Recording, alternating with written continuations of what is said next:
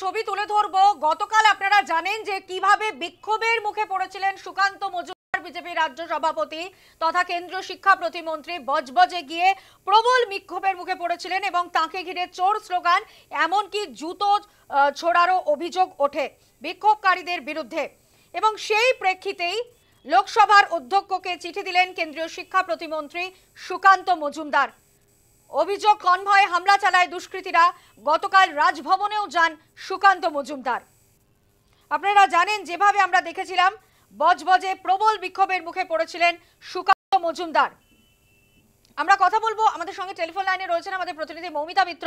মৌমিতা, গতকাল আমরা দেখেছিলাম বজবজের যে বিক্ষোভ কাণ্ড, সেই বিক্ষোভ কাণ্ডের প্রেক্ষিতেই কি লোকসভার অধ্যক্ষকে চিঠি দিলেন সুকান্ত মজুমদার?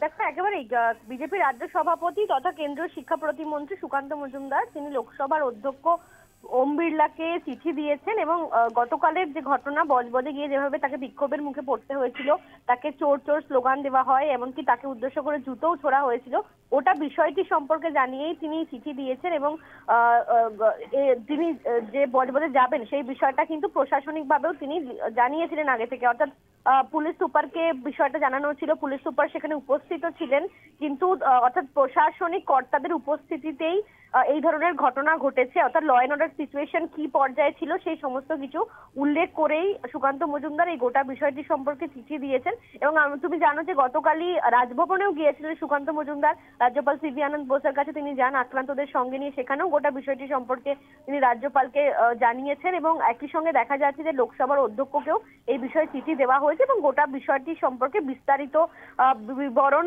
তিনি লিখেছেন এবং যাতে এই বিষয়ে একটা পদক্ষেপ করা হয়।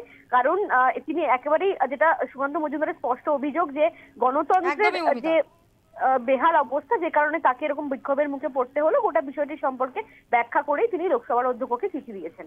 ধন্যবাদ।